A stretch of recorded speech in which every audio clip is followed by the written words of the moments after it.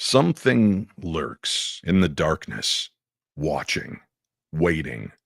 It moves in the murky waters of Loch Ness, prowls the streets of small town America, and stalks the windswept moors of Britain. But not all monsters have fangs and claws. Some wear human faces, their evil seeping through history in the form of curses, hauntings, and possession. From the restless dead to demonic tormentors, what happens when malevolent forces refuse to let go? Are these entities fragments of the past or something far more sinister? Tonight, we step into the shadows with renowned investigator and author Richard Estep as he unveils his latest work, Dark Spirits, Monsters, Demons, and Devils.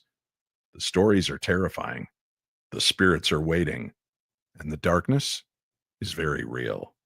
We cover that next, right here on the very best in paranormal talk radio. I'm Dave Schrader, and this is the Paranormal 60.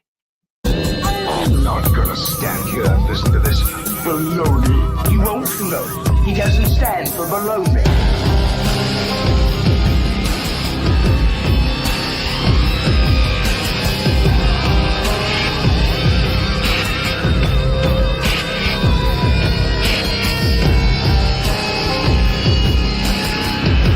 Sounds like a lot of supernatural baloney to me.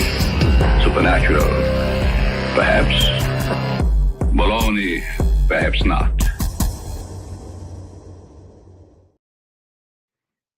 Good evening, my darklings, and thank you so much.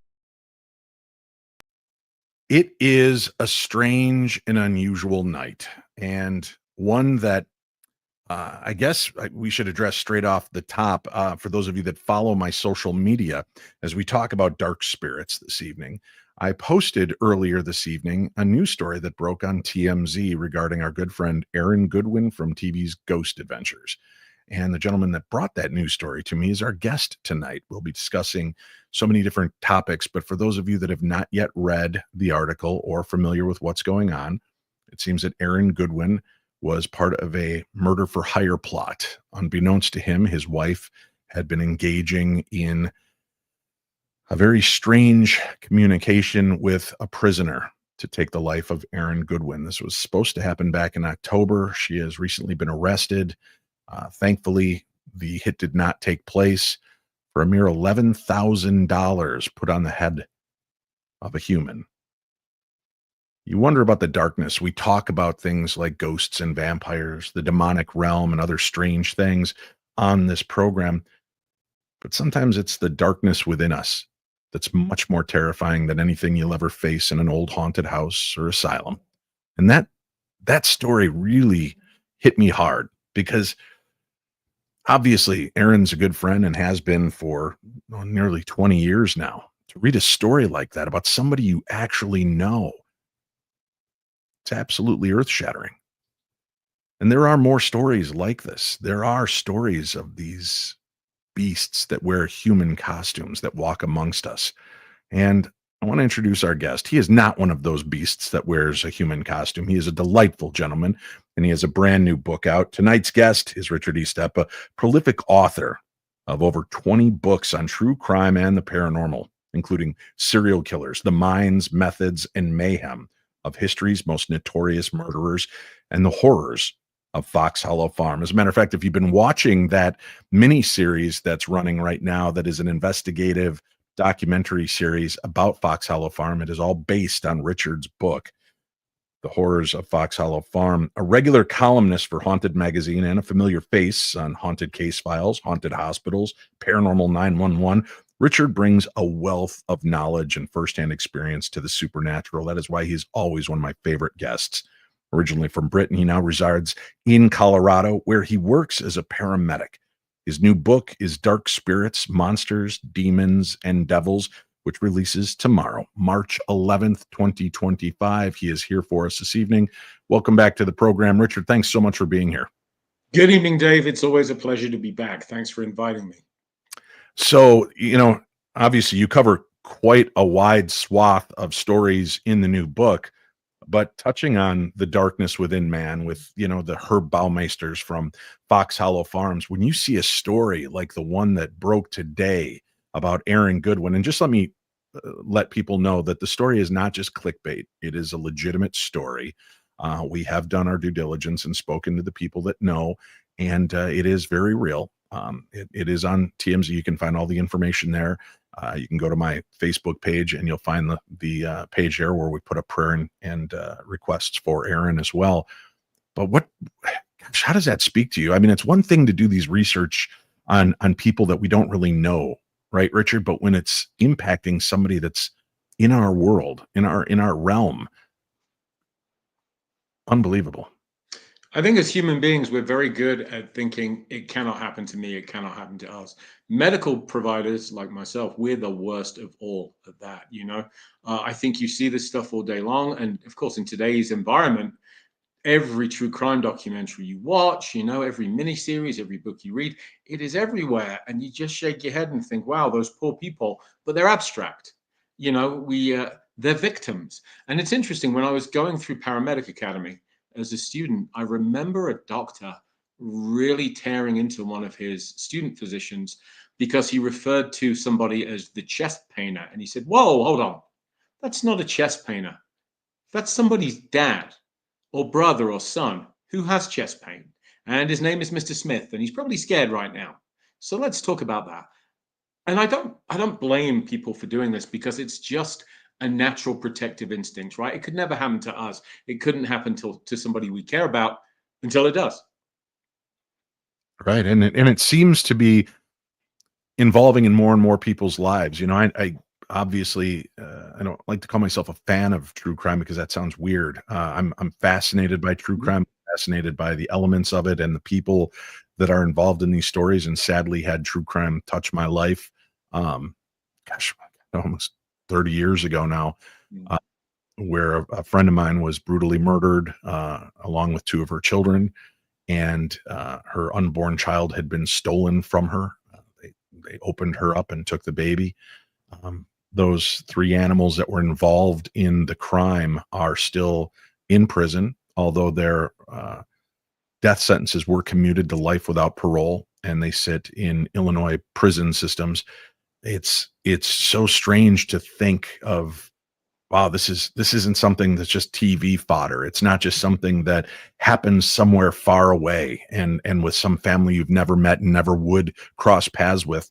It happens so much to people around us. And I've had people ask me, Dave, to be that kind of evil, to be that kind of cruel, that you could plan for 9 months knowing this woman is pregnant, to, you know, your girlfriend pretends and feigns pregnancy for 9 months so that they plan to steal this baby when they get a chance, to know all the plotting and the methodical background that went into it, with not just one sick individual, but 3 people that were involved in a story like that. Dave, there's got to be an element of the devil or demonic possession or something.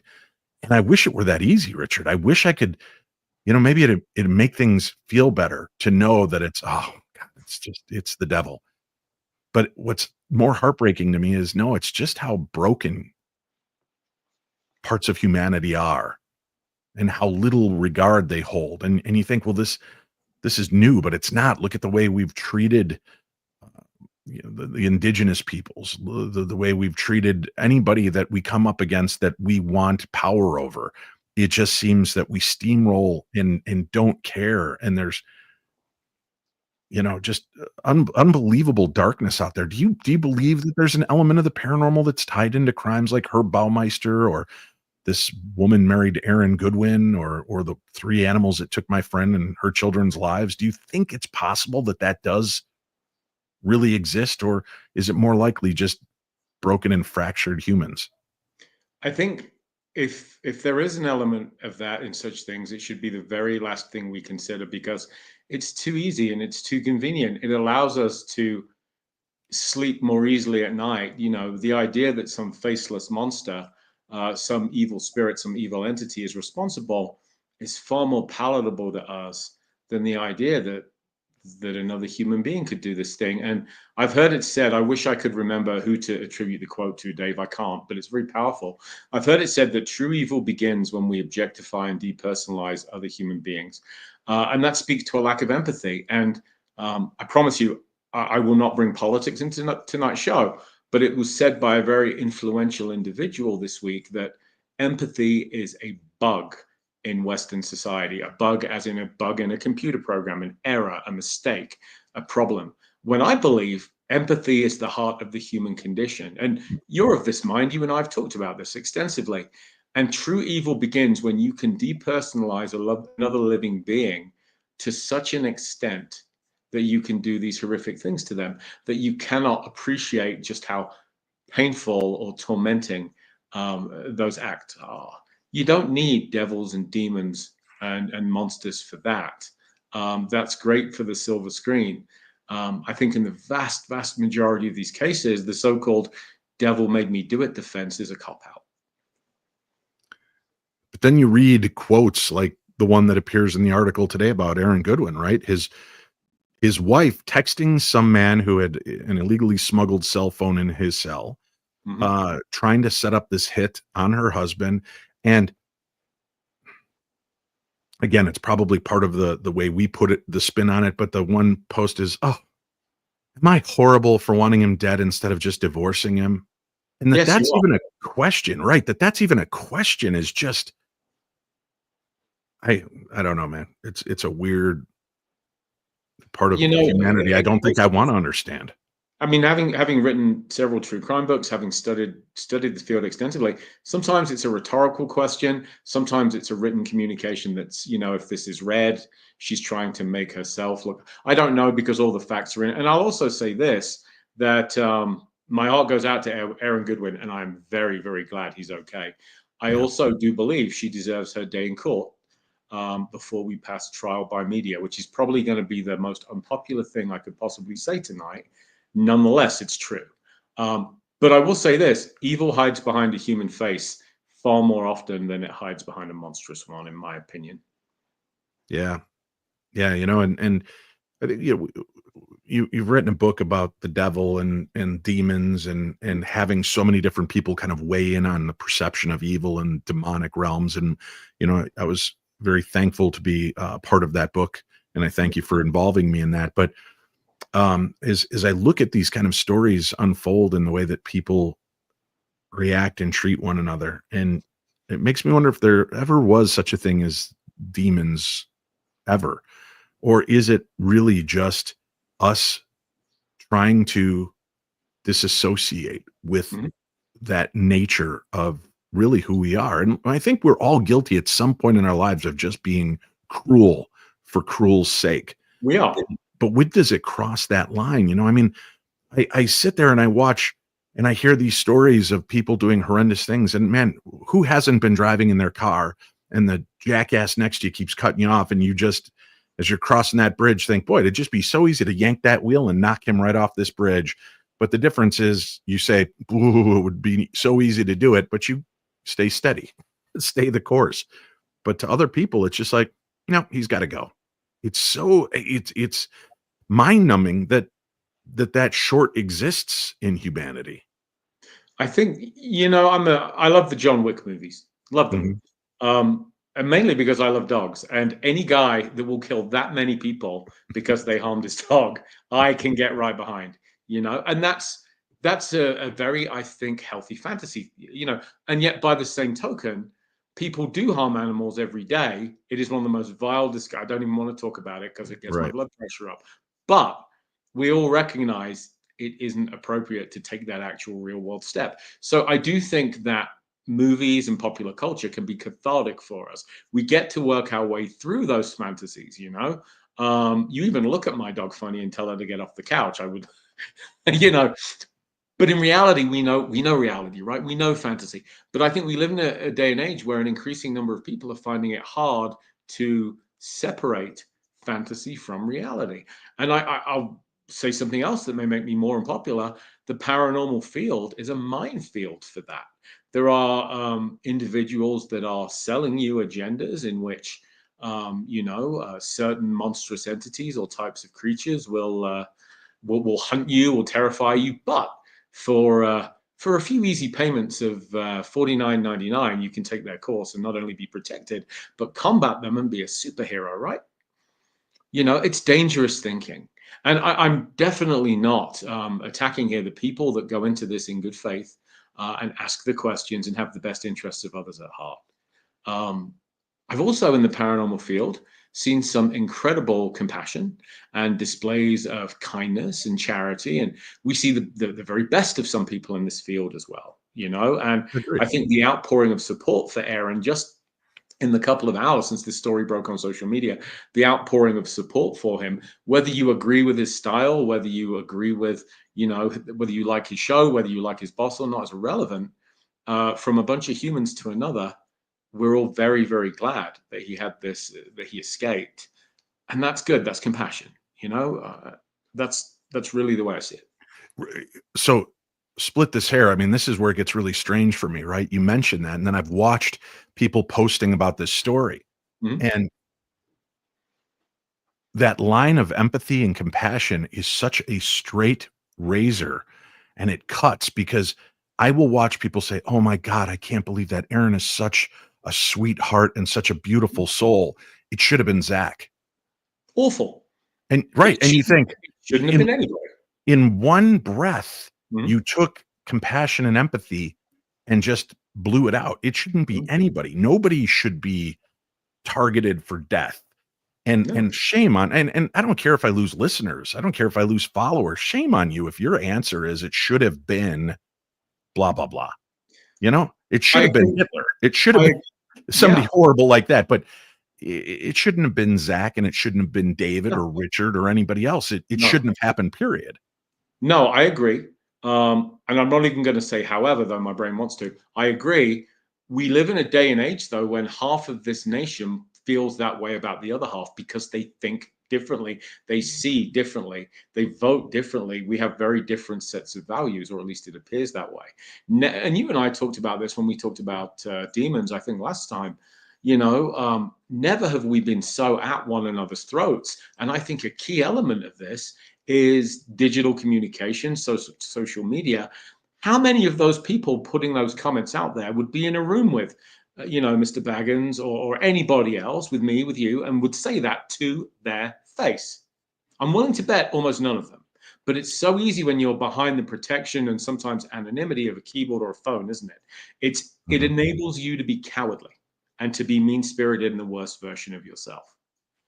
However, with that said, there is a startling and alarming rise in that lack of decorum and lack of social graces that I've seen grow exponentially. When you think we're in the 21st century, Mhm. we are at a point where we can communicate faster than we've ever been able to. We medically can treat things much faster than, you know, things that were killing people 10 years ago are now nothing. We can handle these medical conditions.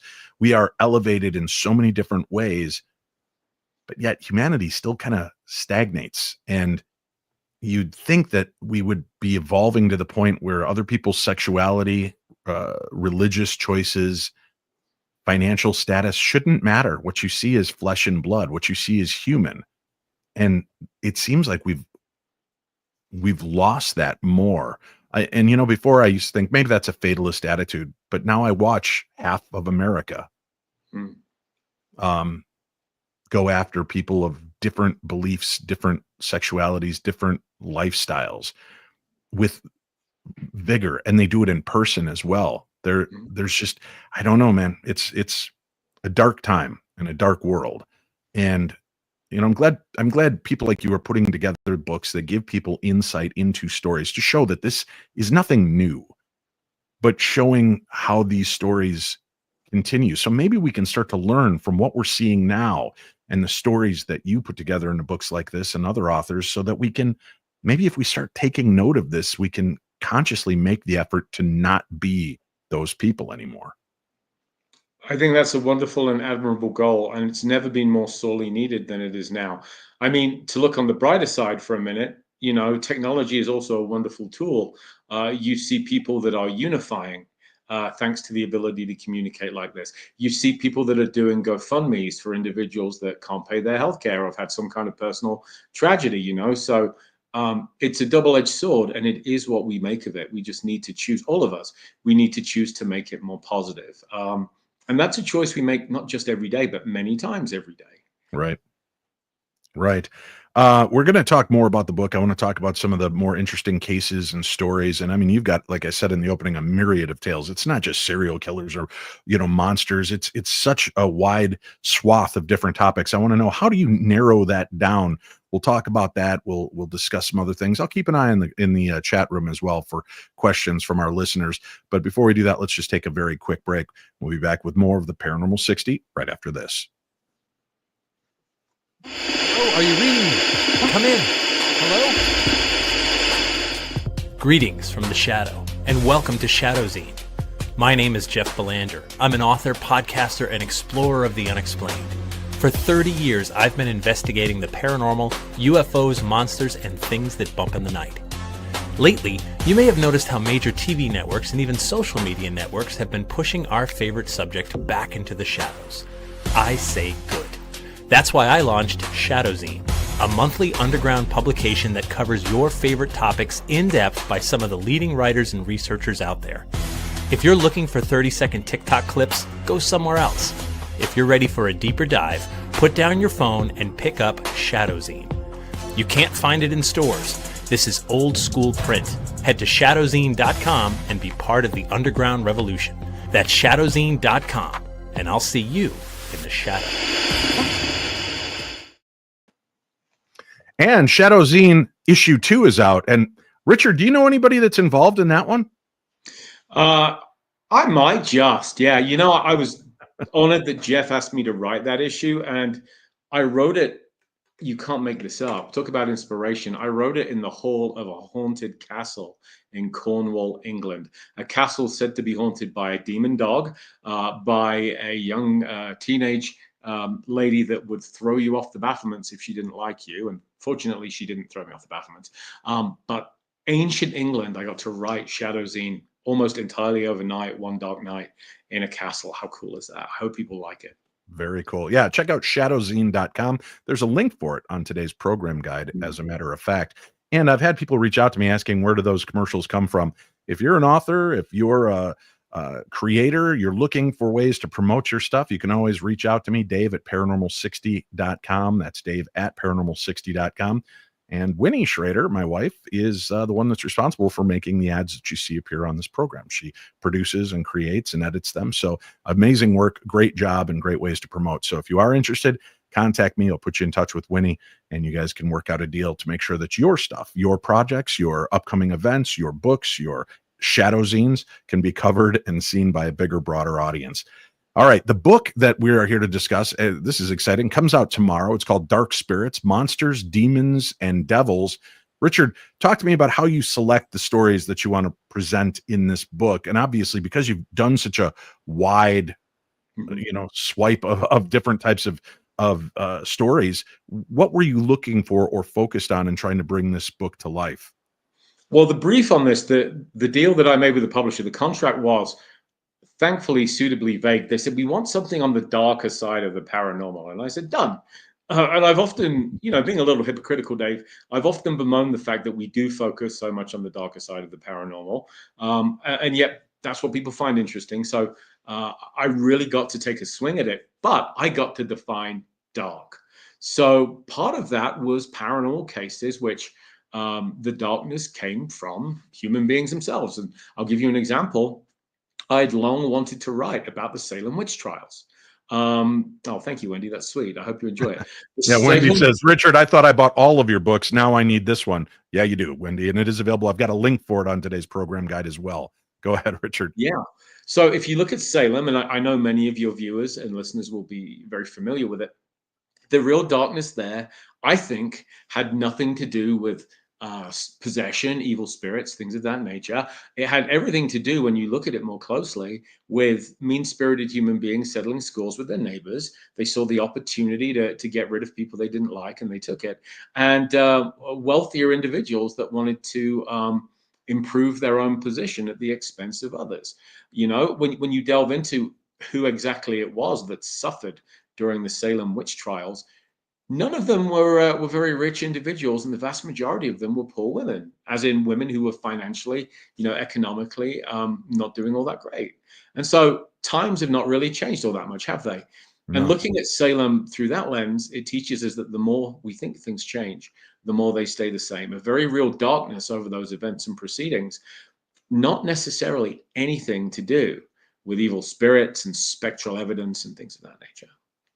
No, just the fact that I want what Richard has, therefore I'm going to point the finger at Richard that he and his wife are most likely witches because I've lost my hair and my goatee's grown grayer every year I've known Richard.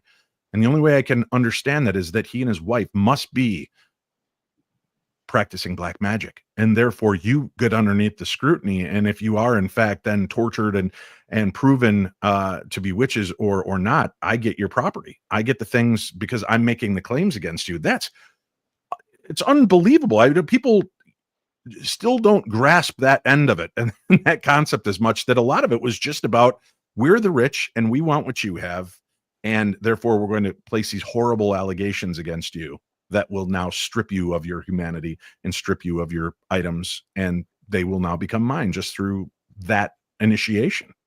Salem is very much a cautionary tale about what happens when greed gets out of hand, when you are more than willing to sell your neighbor up the river for, I mean, what is the dollar tag? You know, what's the price tag? How much is your soul worth, right? In order to knowingly either delude yourself into believing this or just kind of willfully sell someone out so that you can have what they have. And that fascinates and horrifies me at the same time. And Salem, they knew better. In fact, these are people that had essentially left Britain to avoid persecution. Britain had had its own witch hysteria, its own witch trials, as had Europe. And that would happen for many years. It should never have happened here. They knew better. They absolutely knew better, and yet they let it happen anyway, proving the point that those who fail to read and understand history are doomed to repeat it. And again, it's something, as was just pointed out in that comment, that we are seeing with depressing regularity today. Witch hunt is a phrase that's back in the news, isn't it? It is. And but in a sense being bastardized, by both sides. It's like the cursory use of the word Nazi to anybody that you disagree with. It's a shame that we don't take more time to sit down and speak with one another to find out why they reacted or acted this way. In your book about demons, right? I mean, you and I have chatted about the fact that somebody lashes out at me on social media because I'm an easy target. I'm somebody who puts myself out there. I'm talking about fringe elements of the world that not everybody buys into, or they may buy into ghosts, but not Bigfoot, or maybe aliens, but not demons.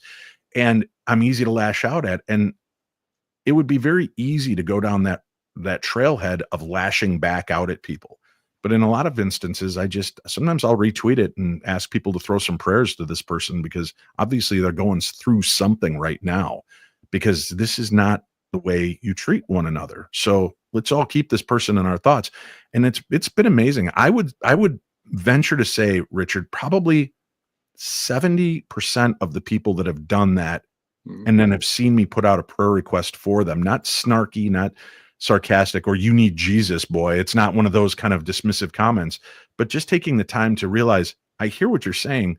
I don't understand why you have this anger and vitriol, but I'm praying for you, man. I hope things turn around in your life. How many, I've gotten probably about 70% of people that have written to me offline to tell me, I'm sorry. I don't know why I lashed out at you like that, but thank you for acknowledging I'm going through something. It's been a rough time and you were an easy target. And I just said something. I don't even mean it. I love your radio show, or I love your TV show, or something. So you never know. I mean, sometimes it's just in taking the moment to talk that will give you the opportunity to realize how human we both are. I've changed my view on prayer a lot over the years. I used to, firstly, as an agnostic, and I used to say atheist, and then my grandmother very intelligently pointed out, hedge your bets, Richard, because God has lightning and Darwin doesn't. So I believe in something bigger, but I don't know what it is. I don't know what to call it. I don't know what book it's in. But anyway, I used to kind of, and this story doesn't make me look very good, and that's why I'm sharing it. I used to look down my nose at people that pray, and I'm praying for you and all that kind of stuff. What do they think that's going to achieve? And it's interesting because my rationale was, look at situations in which people have prayed for others and there was still a bad outcome. Were they just not praying hard enough? Were not enough people praying? Were they not praying hard enough? What was going on? Is God fickle? I don't know. I don't know the answers to that. But then I got to thinking about it, and it's like, whether you believe in prayer or not, and there's some school of thought on the agnostic side that says maybe there's a degree of spiritual placebo to prayers. Placebo works. We don't know how, we don't know why, but it often does. It's a powerful force because belief is powerful. But at the most fundamental level, Dave, when someone says I'm praying for you, they're expressing well wishes for you. Mhm. And why would you be churlish enough to dismiss that because it doesn't jibe with your belief system? So 51-year-old me would like to slap 31-year-old me around the head and make that point to him if I could. I do believe, as a caveat, I'm sick of the phrase thoughts and prayers.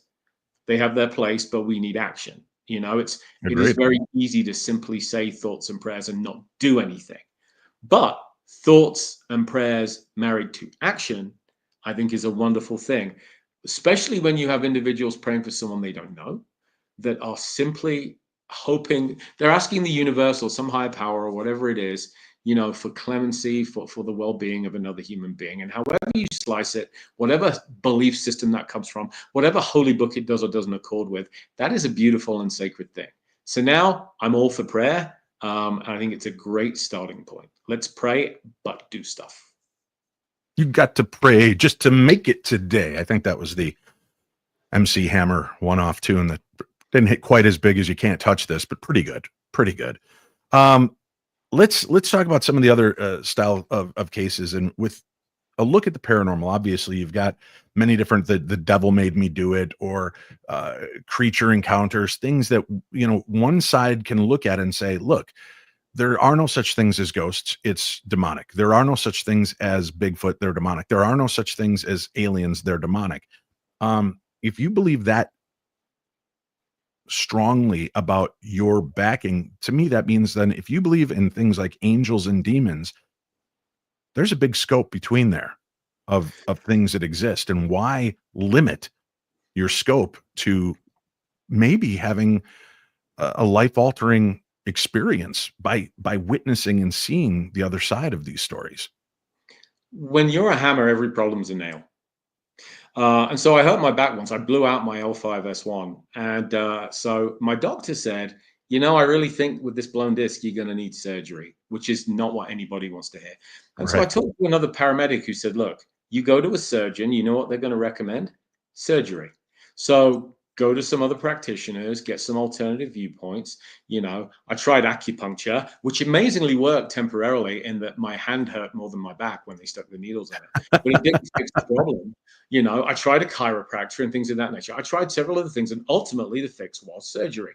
But it reminded me, sometimes whatever your specialization is, whatever your belief system is, it colors everything you evaluate. You throw it into this mental hopper. So I've seen our good friend Chris Fleming, for example, speaking recently on social media about dark entities, demonic entities, and that's very much Chris's wheelhouse. I find what he has to say fascinating. It doesn't accord with what I believe, and I certainly respect Chris's right to believe it, though, and he talks about it in a very erudite way. So it took me a while to come to this conclusion, but there's an old saying: you have to respect other people's beliefs. No, you don't. You have to respect the right to their beliefs. You have to respect their right to hold their beliefs. And you can dismiss some of them out of hand, the beliefs themselves, but it still comes back to having respect for the individual. And in the paranormal field, how many people have come up to you at an event and have said, you'll never believe this, and your first response is, try me. Right. Right.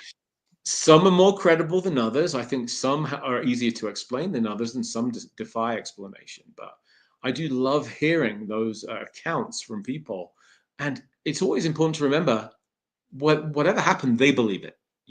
They are convinced that it happened to them.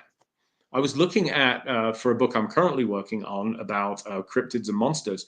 There's a place in the UK called Cannock Chase, supposedly one of the UK's most haunted locations. And one researcher has been writing about it and talks about a werewolf encounter. Broad daylight next to a golf course. A werewolf supposedly snatches the daughter of a married couple. They both see it. The guy's two golfing buddies, who come running when they hear the screams, go with this guy after the abducted daughter, who they find deep in the woods, covered in scratches and injuries. He sees a werewolf standing over the kid that then flees. They don't see it. What's the truth? What's the belief? You know, the mind does incredible things, and the paranormal's full of those kind of stories. You know, on the outside, they may seem dark and terrifying, but I think that once we get past the fear, there is some real discovery to be had there once we delve into them. Right. It brings to mind that story, what, about 5, 6 years ago. And I say that it's probably 18 years ago now, but there was that young boy that went missing in one of the national parks and was gone, I think, for a period of 24 to maybe 48 hours. And when they found him, healthy, happy, and he talked about the big bear that took care of him while he was out there. You know, some believe it's a Bigfoot, some believe it's a bear. Others believe it might have just been something taking on the guise of something that wouldn't frighten the boy. And, you know, that brings to mind the idea of shapeshifters, which I know you cover in the book as well. What is your take on that? I mean, do you think hearing more and more of these stories of aliens, Bigfoot, alien craft, it seems a lot of these things share this ability to morph, to become something else? And the story with the bear, it's interesting to me. Do we know where Brad and Barry Kling were at the time? I'm going to ask Right. them just to make sure, because they might be flying low under the radar doing their protective Texan thing. Shapeshifters fascinate me. This idea, for example, just going to werewolves and lycanthropes for a minute, the idea that somebody might change with the full moon, physically change form. It's as old as people. You know, this goes back long beyond the ancient Greeks. There have been wolf cults throughout history. Famously, the Norse warriors used to dress in wolf pelts and believed they could channel the spirit of a wolf, and they became, in manner, basically ravening wolves. Right? There was a phrase for it: berserkers. It's where we get the word berserk. Now, is it literal changing of the form, or is it some kind of spiritual transformation with a few extra trappings? That's what fascinates me. I will tell you that researching another book, I spoke with a wildland firefighter who worked with a native crew of wildland firefighters. She was embedded with them as a medic. They had one that they called Wolf Boy, and she was absolutely convinced, as they were, that Wolf Boy had the ability to change into the form of a wolf. Looked out of her tent one night and saw a giant wolf padding through the camp while the rest of the firefighters were asleep, disappearing into the tree line. And it chilled her, just telling me the story, you know, chilled her. And she said, I'm not going to tell you too much more about him, Richard, because if he were to read your book, he's not a tame individual. You might just find him standing in your backyard one night. Right. But then that plants a seed, much like a curse, right? If somebody tells you something like that, and even you may not be a believer, if something starts to go wrong in your life, or you hear something that makes you feel unsettled, it's amazing how we will begin to lean into some of those elements of a situation or a fear, to allow those things to start to take control of who you are and what you become.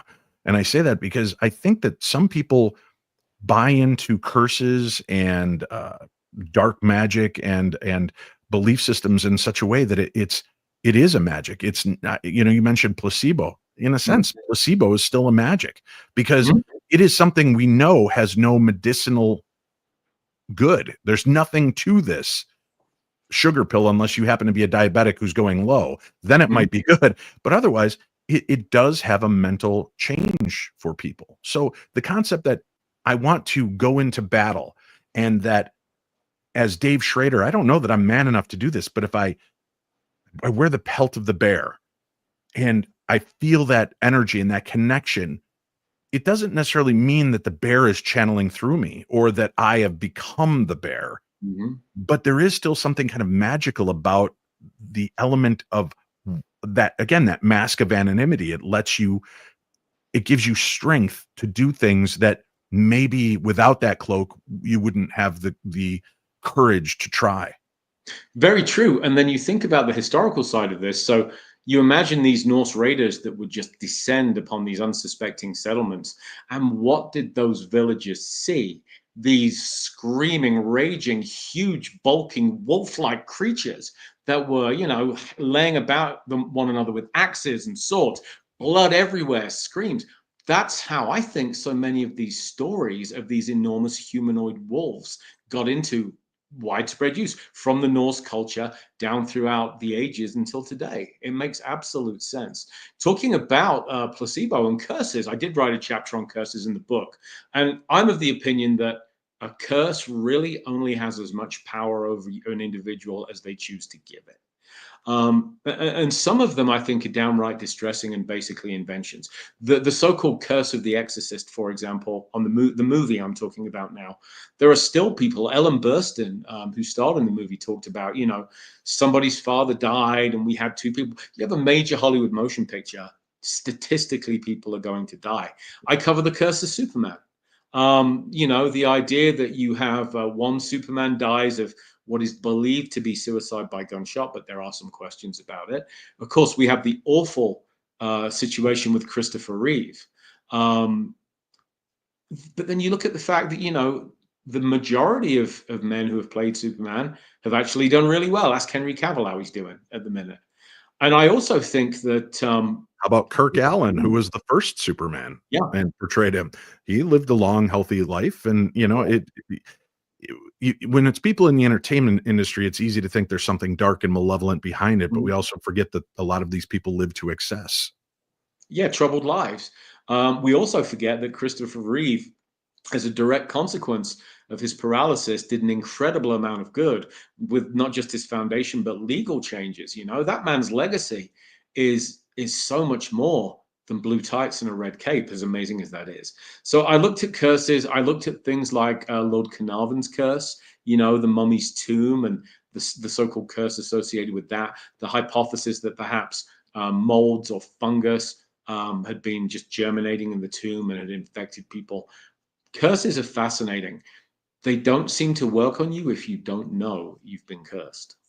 So we come back to belief again, Dave. We're coming kind of full circle. Right. But, you know, then you've got the other side where prayer has worked for people that didn't know that they were being prayed for. Now, you're in the medical industry. It could just be that, well, no, you just weren't as bad off as you thought you were. Right. But then there are people that are walking around today where doctors have come out and said, I have no idea how you survived that. There's no logical sense, no medical reasoning to what just took place. And then you find out later that, you know, people came in and prayed over you while you were unconscious, or, you know, large groups of people were praying for you on Facebook via the Dave Schrader Facebook account. Right. And it has an impact. So it's, I've been one in the past, like you, to say, if you don't really have faith in the curse and you don't allow the curse to become something in you, I don't think it has that impact. But then on the other side, I often wonder if good can be done, how much negativity is thrown to people. And I've watched people that are inherently, there's nothing wrong with them, but I watch that there are people that just dislike them in immense ways, and their lives seem to keep careening out of control. And I don't know that they know they're being cursed in that essence, but it's weird, right? I mean, is it just coincidence? Is it synchronicity? Is it, you know, self fulfillment? You just feel like there's something going on, so everything gets attributed to a curse. But how much is subjective and how much is objective, you know? I say someone that has been cursed with these good looks. And I'd like to thank the boxing ring and the rugby field for giving me these ears and this nose. In all seriousness, I think so much is subjective, you know. And again, with prayer, the problem I have is the vast majority of cases in which people pray wholeheartedly for an individual and the outcome is bad anyway. You know, I don't know, but I will say this: I can't envision a way in which prayer would hurt in any way, shape, or form. So, right. if there's any possibility, it will help. Even as but curses, when you think about the fact people can sense, right? You've sensed when somebody's staring at you from across the room, and you kind of get that vibe, and you turn around and there's somebody just glaring at you, and you know, I mean, to me, that's in essence, isn't that kind of like the spark, the germination of a curse? Is if there's some kind of focus energetically, you are picking up on it. How much of that, though, is primarily subconscious cues? I mean, we talk about intuition. How much of intuition is Dave's subconscious? Reading the room, reading a tone of voice, reading some body language, just reading that, 100 subliminal cues. People that are really good at reading others, and you see like criminal profilers and people of that nature, they're picking up a whole range of things that we don't consciously interpret, but they do hit that mental hopper. They do get processed. And I feel like intuition is really just that part of our subconscious that's paying attention in the background and is tapping our conscious mind on the shoulder and saying, hey, you should probably look at this situation because it doesn't feel right. That doesn't require a paranormal explanation. Now, I'm not saying there isn't a paranormal element to it. I'm saying we don't need to start there. Let's take our final break for the show. And when we come back, let's talk about things like vampires, the black-eyed kids, the bloody bones man, other creatures, the Wendigo, the skinwalker, some who just saying their name is known to bring bad fortune and darkness into people's lives. We'll chat more about that with our guest, Richard, and his book is called Dark Spirits, Monsters, Demons, and Devils. Again, we have a link for that book in today's program guide, so please make sure you get the book, and don't just buy it, rate and review it as well. We'll be back with more right after this. A vampire in Rhode Island? A UFO crash in Connecticut? A flying moose in Maine? A haunted bridge that calls your name? New England is weird. Really weird. Wicked Strange by Jeff Belanger and Frank Grace is your ticket to the bizarre. Ghosts, monsters, urban legends, and roadside oddities you won't believe until you see them. So pre-order now on Amazon. It drops September 2nd. Assuming the Black Dog of West Peak doesn't get you first. Let's get strange. Wicked Strange. Pre-order your copy now on Amazon. Richard, I feel like we've been friends long enough, and I have held back some secrets of my life that I haven't really shared with you openly. But tonight, since we are talking about this, I feel like it's only fair that I do let you in on a bit of a secret, if you're ready for it. I mean, it's one of those kind of things that once you know, you can't unknow. I wait with bated breath, Dave. Yeah. Oh, wait. Hey, what the heck? That's a great looking book. Whenever you're ready, man. Are you ready? Oh my goodness. Oh yeah. Look at that. I don't know if you realize that I too am a lycanthrope. Wow. I like to call myself more of a loventhrope. Yeah, this is a disguise, really. Yes. Yeah, this is which is the real me, the werewolf version or handsome and bald? I'm not sure. But yeah, I do love this. I was an artist early on in my career with Paranormal Radio who did these lenticular images. He goes, I do these monster deals. What monster would you like to be? And he was thinking I'd make a kick-ass Nosferatu. And I'm like, I want to be a werewolf. Dude, I wanted to be a werewolf as a kid. I wanted to be a vampire too, but I always wanted to be a werewolf. I always thought there was some kind of magic to that. And he goes, yeah, the magic is how am I going to take a bald guy and turn him into a realistic werewolf? Well, he did a pretty damn good job, I think.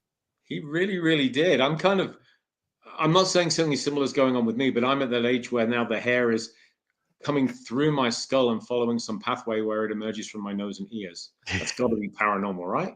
Oh, yeah, definitely. Oh, it's been that way for months for me. But don't worry, Richard. I have 3 copies of that picture. And you might just be getting something special for Christmas this year. You could hang up right in your bedroom, staring at you every night. The lenticular image of Dave the werewolf. That's the most horrifying thing I've read outside of this book.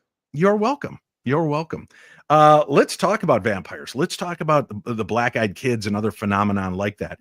Black-eyed kids, to me, are the new vampire storylines, right? These children that need access to your home. You think of scary things. Children, animals, and clowns are always amongst the top 3, right? That these things that should be innocent and untainted, when there's something off about them, they become even more frightening. Do you think that the Black-Eyed Kids is a modern twist on demons, vampires, or is it its own being? I think that there is a splash of both in there. I mean, one thing that struck me about the Black-Eyed Kids is, as you know, and as I'm sure your listeners are aware, so many of the stories involve the BEKs approaching someone who's either in a car or knocking on the door of a home, and they ask to be let in. I've not heard of any cases in which they just go for somebody. They don't pounce on somebody. There's always a kind of a question of permission. Have you noticed this? So, Yeah. hey, please, mister, can you give me a ride to the store? Or we can't get home. We're missing our mom. Can you let me in? It's cold out here. There's always a degree of permission. And when permission is not granted, they seem really put out by that. So that speaks to the old vampire myths and legends, doesn't it? It speaks about the idea that you can deny them the permission to enter your space if you are so inclined to do so. Even in the demonic realm, right? The idea is that you have to give permission for the oppression and the obsession and possession to eventually take place, but you have to give that in for these beings. Now, the only difference I know of is the fact that with the black-eyed kids, there are some people that have had them get into their homes and have had face-to-face encounters in uncomfortable places where they didn't think the children would get access to, and they leave the house and call the cops, who have to come out and clear the home. So there is that bit of an unsettling element that seems to transcend the vampiric and demonic ritual of needing permission. Yeah, I think that spiritual protection is something that I never took seriously as when I entered the paranormal field in the mid-90s. Again, with the hubris and arrogance of the young, I used to scoff at that kind of stuff. And boy, did I learn when I brought some negative something home to this house I'm in right now. I had to have a friend who's a Catholic priest come and bless the place, which there's nothing quite like being an agnostic and eating humble pie by asking a Catholic priest friend to come and bless your home, Yeah. But there's that old saying, and I keep coming back to it. If it sounds dumb and it works, it's not dumb. So, I now recommend everybody that's involved in the paranormal take some kind of spiritual protection, whatever works for them. I mean, I'm sure you do the same, don't you? I do. Yeah, I definitely do. There are, instances, again, people talk about the black-eyed kids as being maybe also kind of the bridge between humanity and aliens. What are your thoughts on that?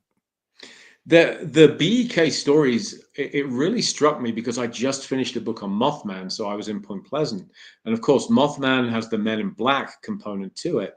The similarities between the BEKs and the Men in Black and Women in Black is they're striking similarities once you pay attention. They both look outwardly human, but the MIBs have these shades on, which we all know, thanks to the Tommy Lee Jones, Will Smith movies, that you often don't see their eyes at all, or their eyes are, if not covered, then these kind of black, soulless eyes. They have expressionless faces and kind of monotone voices, almost as if they're AI or constructs. They might look and move like us, but you think about Data the android in Star Trek The Next Generation, or Spock the Vulcans, things like that.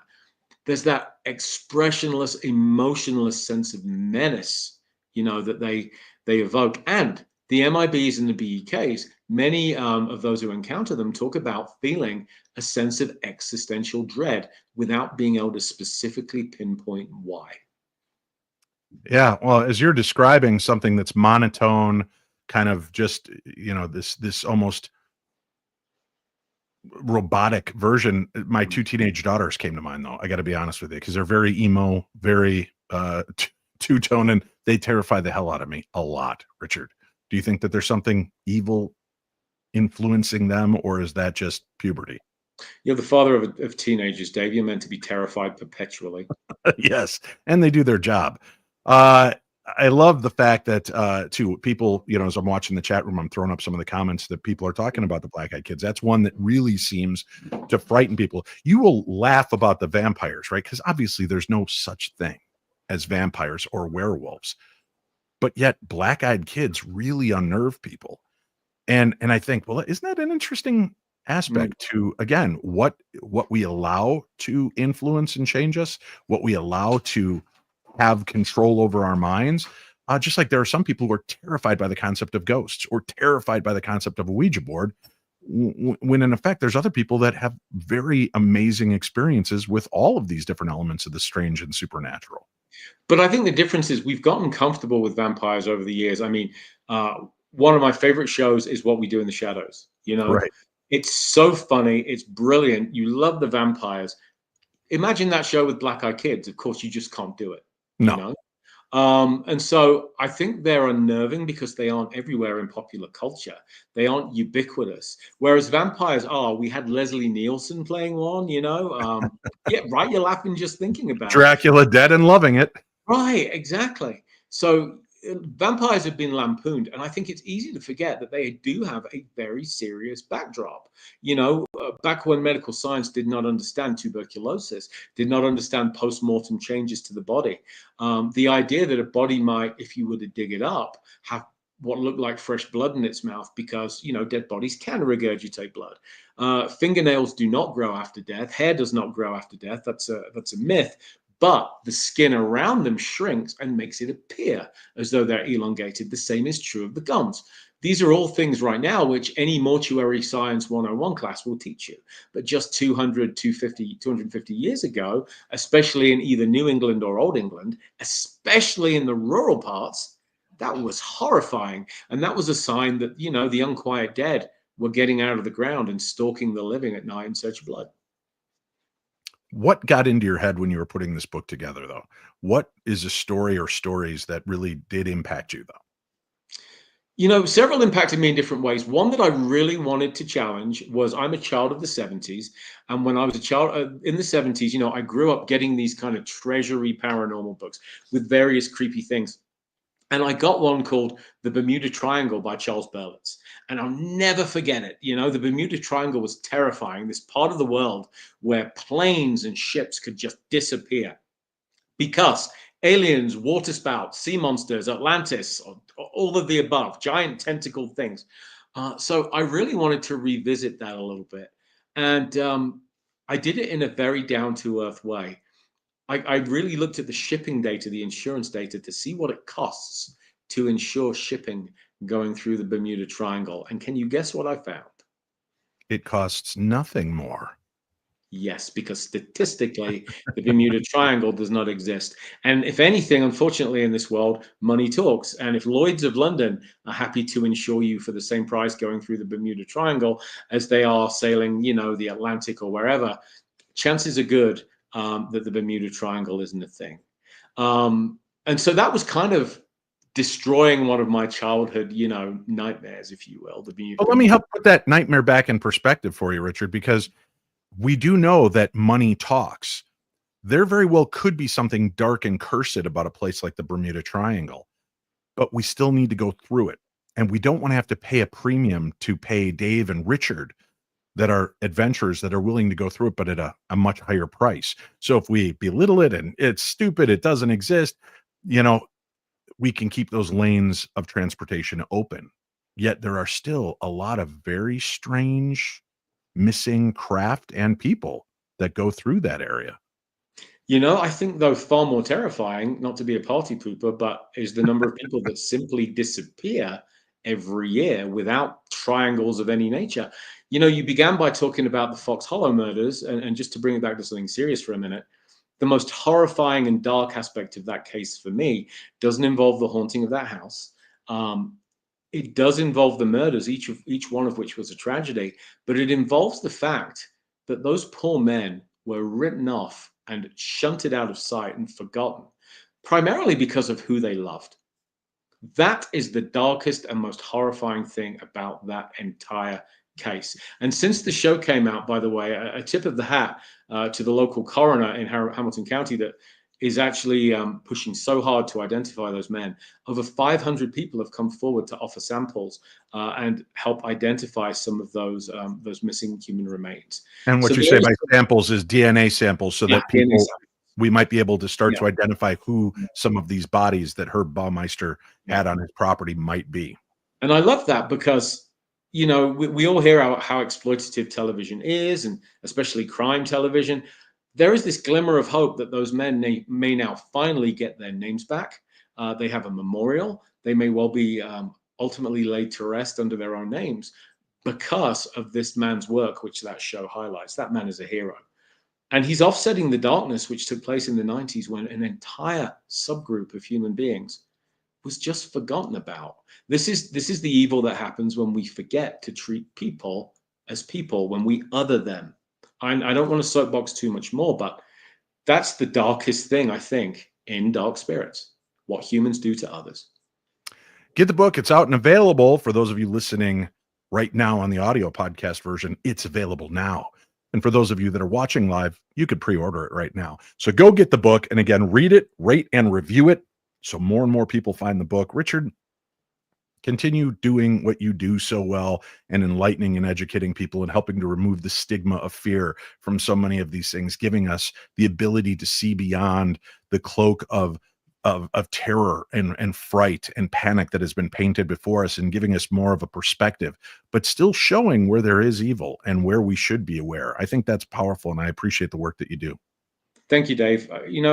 I think we both know we don't want to give up our ghosts. We don't want to give up our monsters and our UFOs. And I do think that brushing aside some of the flim-flam, which they attract like cobwebs, only makes those genuine cases all the more valuable. Agreed. Thank you very much to Richard for joining us here tonight and spending a little time with us. And again, as I mentioned, the book is out and available. Please order it. And tonight we've walked the thin line between legends and nightmares, confronting the creatures that stalk the edges of our reality or beliefs. So whether they rise from the depths or roam forgotten roads or seep into our very souls, the one truth that does remain is that darkness takes many forms and it never truly disappears. A very huge thank you to my guest, Richard Estep, for guiding us through the terrifying pages of dark spirits, monsters, demons, and devils. And the stories may linger, but knowledge is our greatest weapon against the unknown, my friends. May the darkness of this world be just a little brighter with the information that we share here. I'm Dave Schrader, and this has been the Paranormal 60.